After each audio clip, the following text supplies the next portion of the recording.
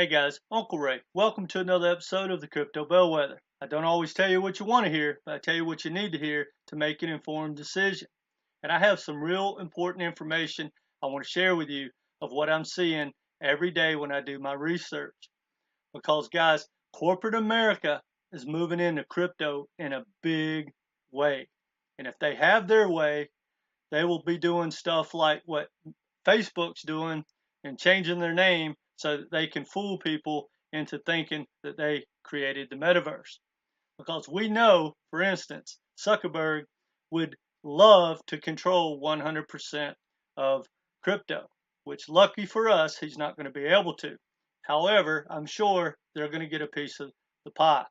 But either way, they're putting billions of dollars into the metaverse.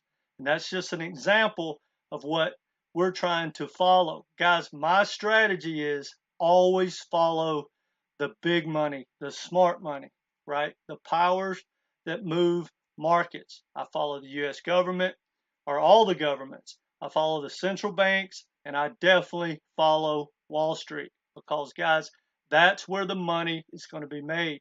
When they go into a token or into a project, it's going to pump. And if we're lucky, we're going to know that and we're going to front run it. So I follow the entire token, the founders, the developers, the ecosystem, but mainly I follow the people and the entities that have the money to move into that project and make it pump. Now, that being said, guys, the institutions are really moving into crypto in a big way.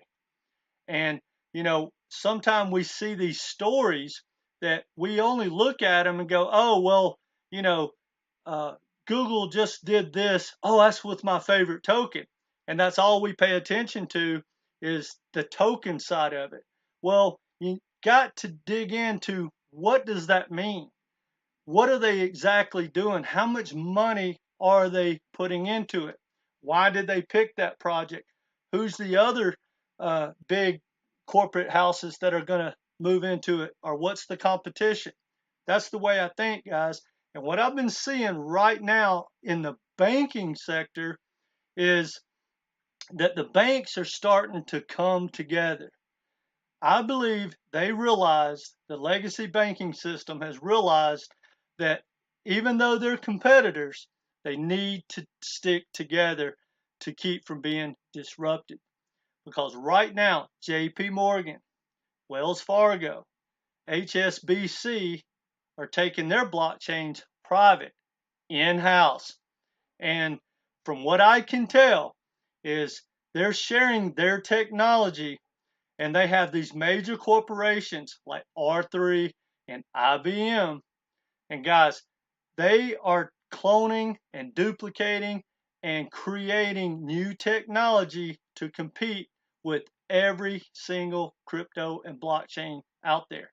And for whatever this is worth, in any sector of crypto and blockchain, when it comes to these major corporations, they're only going to use the new technology that they have to, for whatever that's worth. Like in the banking sector, guys, there is a lot of competition where they don't need any of the ISO20022 tokens. It's not even relevant.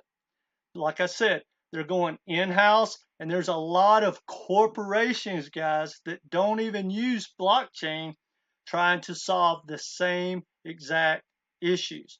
And I'm going to touch base on some of those for whatever it's worth. Because what I'm seeing, guys, and this is really important, because, for instance, I own a lot of the ISO 222 compliant tokens. I still think they're going to do well, but the opportunity is not as big and definitely doesn't have that explosive upside as I thought. I still think they're all going to do well, maybe a 10x, 15x, something like that in the next bull run, but it's not going to be like the 25, 50, 100x that I was hoping for. But maybe I'm wrong. I hope I am. But anyway, the guy on the screen is, his name is G. Edward Griffin, and he wrote the book, The Creature from Jekyll Island. Now, he basically is the one that, you know, everyone goes to about how the Fed was created, and he broke that scandal, so to speak. He does documentaries, he's written a lot of books, and now he's kind of looking at the Fed and what's going on in crypto, and you know, he's looking at what the economy is around the world. He believes, you know, we got some really bad times coming. But here's what I'm seeing right now in the banking sector, that the banks pretty much have control and have a roadmap, and most, probably 75% of the pieces in place of where they're going to go. Now, it's going to take a year, 2, 3 years for all that to transpire, and there'll be a lot of changes. But right now, the banks are in the driver's seat. And I want you to listen to what he said, because he touches base on the same thing when they were talking about it. What does it look like? What does the correction look like? What does the catastrophe look like for you? Well, it depends. It depends on who wins the contest for control of the system. The banks are pretty much in control now, and they're very confident that they will maintain control well into the future. If we follow that scenario, then what? Well, that's mainly what I wanted you guys to hear. Now, I'll leave a link down below if you want to watch the full thing. But basically, I just wanted to, you know, show you that it's not just me thinking this, that a lot of people that follow what's going on with the banks are seeing the same thing. Now, when I tell you I follow the corporations, you know, I keep seeing these major corporations that I've never heard about talk about, you know, cross-border payments and all kinds of stuff, and it leads me down all these crazy rabbit holes. So we're going to kind of talk about some of the corporations that are building in the banking sector and literally, you know, trying to take advantage, just like all the blockchains and all the ISO tokens and stuff like that. Now, this article I saw, you know, it's about a year old, but it said XRP Ripple competitor Baton Systems could soon take the lead. Never heard of Baton Systems. So I was like, okay, another rabbit hole, guys. Now, just so you know, this article basically talks about, they're very similar. However, Ripple has better technology and it is faster.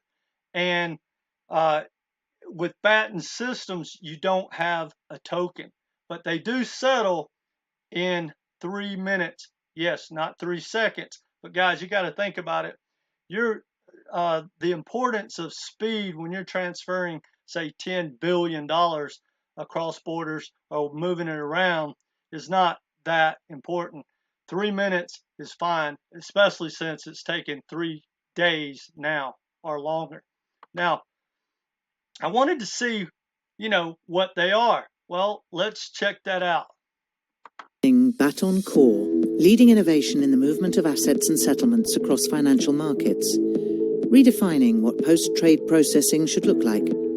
Fully connected, friction-free, flexible and transparent. Baton's solutions are trusted by global Tier 1 banks, replacing 20th century legacy with the power, intelligence and security of 21st century technology. Our interoperable rules-based distributed ledger is a fast, secure platform for the riskless settlement of both cash and securities, helping firms move from server-based, hardwired, inflexible systems that use massive amounts of financial and human resources into a fully digital market infrastructure. Presenting Baton Core, our range of market-validated solutions solving key challenges. Core FX allows you to safely settle with any counterparty in any currency when you want to, removing complexity, enabling smart netting and payment strategies. With Core Liquidity, asset ownership can be transferred in real time, on demand, 24/7, in a legally enforceable way. With Core Payments, business-defined rules give you complete control over payments and settlements. Core Collateral gives clearing firms visibility and control by providing direct, real-time interfaces with the main CCPs and custodians. Core represents the key attributes of Baton's solutions: collaboration, connectivity, and control. It's next-gen technology, quick to implement, freeing business from old system constraints. Welcome to settlement that is riskless, with no pre-funding and in real time. Welcome to post-trade. See, guys, that kind of sounds exactly like Ripple. Now, they do everything pretty much different in every category, but it sounds like the same sales pitch. And you got to think, the average banker or whoever they're pitching really probably doesn't understand the difference. But now here's the part that, you know, whether we like it or not, guys, I know who I like the most and where my money is as we speak. However, all I'm doing is trying to find out who's winning, because right now we're far enough in that, you know, we can kind of start keeping score of who's starting to win and who's out front in all these sectors, whether it's the metaverse or gaming or the banking sector. But for instance, whether we like Baton Systems or not, this is a Baton Systems post, and it says HSBC and Wells Fargo use distributed ledger technology in FX payment trade Viva bank automation. That is Baton Systems product. Now, check this out, guys, and this is what I'm really seeing. I'm seeing these major corporations and these banks come together. Now, I know a lot of people don't like JP Morgan. I'm not really a fan either. However, I will ride their coattails as long as I can. And if I can front run them to wherever I think they're going, don't think I won't do that, because that is my ultimate goal, guys. That's why I'm non-biased and non-dogmatic. I don't care. I just want to take advantage.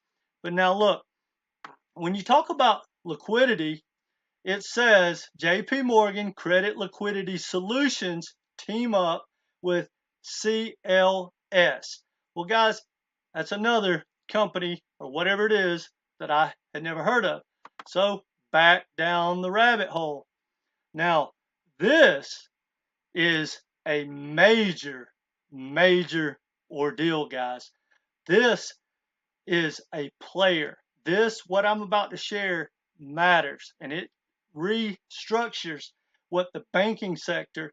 Now, you know, the banking sector is massive and has a lot of different tentacles, but I want you to understand right now, the exchanges, the Forex, the banks, everybody is coming together to try to team up to basically capture and keep what they already have. Now check this out of what they do and what they're up to. The FX market is a dynamic global marketplace in which trillions of dollars of transactions are made and settled every day. And every day, the thousands of parties and players who trade within the FX sector are subject to significant risk, settlement risk. We at CLS mitigate that risk. Launched in 2002, we transformed the market with our innovative approach to settlement risk mitigation and multilateral netting. Our specialists have worked to reduce systemic risk ever since, creating operational efficiencies and significant cost savings for our clients. We do this through the operation of the largest multi-currency cash settlement service in the world, mitigating risk for the world's most important financial institutions, our members and their clients, funds, banks, and multinational corporations. On their behalf, using our unique payment versus payment system, we are settling payment instructions for currency trades in 18 currencies for counterparties across the globe, simultaneously in real time and with finality. Every day we handle around 1 million payment instructions and settle some $5 trillion of transactions. Our clients benefit from multilateral netting, which calculates the net funding required to settle payment instructions, meaning each member only needs to transfer the net amount of its combined payment obligations in each currency. This considerably reduces the cash required for each member to settle his payment instructions in a given day, freeing up to 96% of cash flow for other business growth opportunities, empowering our clients' success.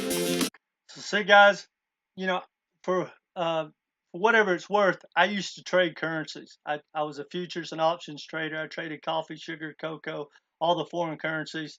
And what I'm seeing right now is that, they are going to keep their market share to the best of their ability.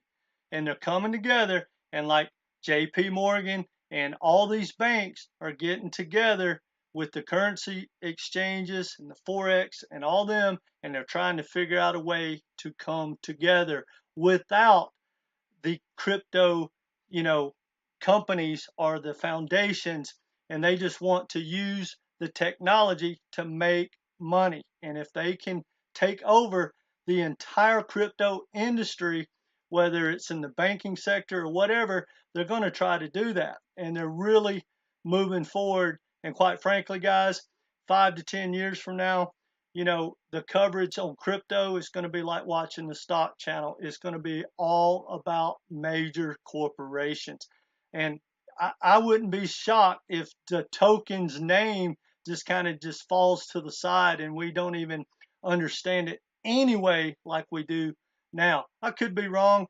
I don't know. But I think, when you're in the metaverse, yes, you'll know about like Meta's token or whatever they're doing, but we'll be still thinking about Meta or whatever. And that's just an example, because I don't think they are going to dominate the metaverse whatsoever. But look at this company, guys, or look at this group. It's a CLS group. They deal in 18 currencies. They got 30,000 participants worldwide. They settle $6 trillion a day. Now, I want you to look at something, because, people talk about like, oh, well, no, my token or my group or this technology is going to win. And when there's a great banking reset, it's going to look totally different. Well, guys, I got news for you. It's not.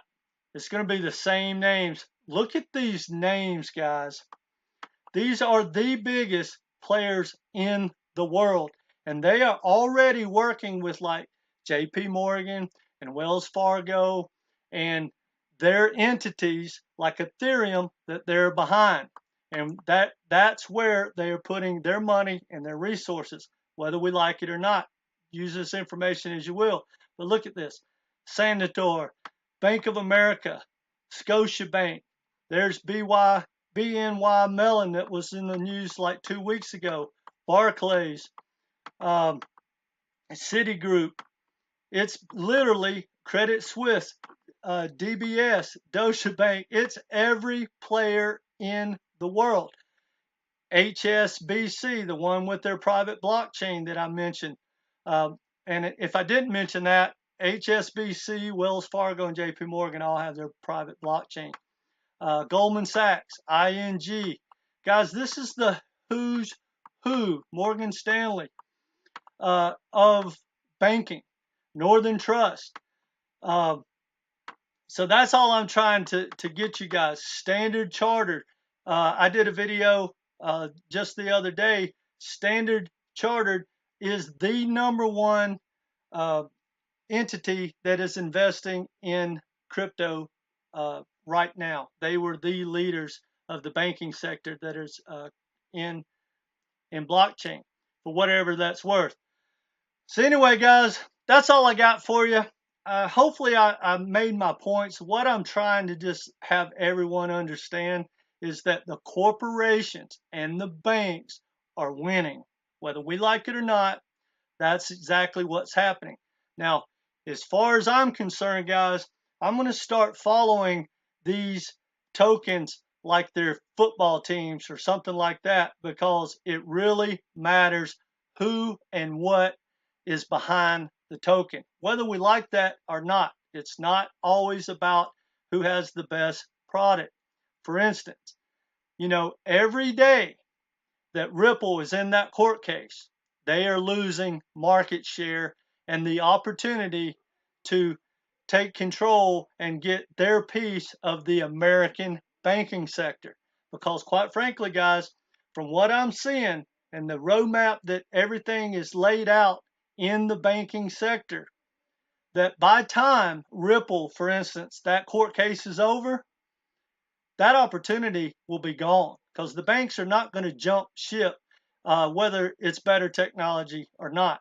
They are already going to be moving money around the world, and once that switch is flipped, everything is pretty much going to be done. Yes, there'll be technology coming out, but guys, I don't think people really understand just how powerful these entities like JP Morgan are around the world. They've been in business, what, over 100 years, and they have customers which are other banks from around the world.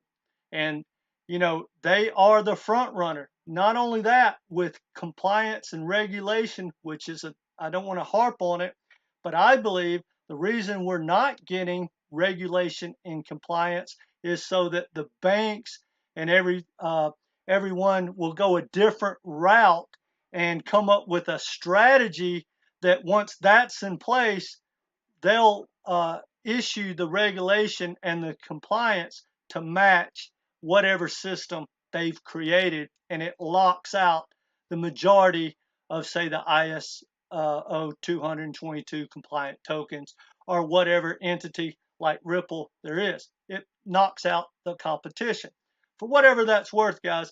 Anyway, I know this probably sounds a little negative, but here's where I stand in crypto.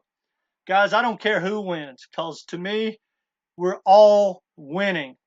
Whoever comes out in front is great, but it's not a winner take all. It's a win-win, guys. If you're in crypto and you are for crypto, I'm with you guys. That's my thought process. I think this is the best time in human history to ever change your life financially by investing. We haven't seen anything. And if you're watching this, guys, just know you are early. Now, none of this is financial advice, but guys, follow the smart money. I truly don't believe it will let you down. Quit being tribal. Quit following the technology necessarily. I mean, that's a great place to start. But look, if Wall Street or the big money doesn't adopt that technology will not be the one that's going to win. And there's so many good projects, guys. There's at least 100 very powerful blockchain, projects, protocols that are coming down the pipe and that we have access to. Do your homework, understand what the big picture looks like, guys, and we're going to capitalize. Anyway, didn't mean to ramble on. If you haven't subscribed, please do so. We're trying to grow this community, and we'd love you to be part of it. Hit that notification. Let me know what you think in the comments section, and hit that like button. Now, remember, guys, this is not financial advice. Take care and come back.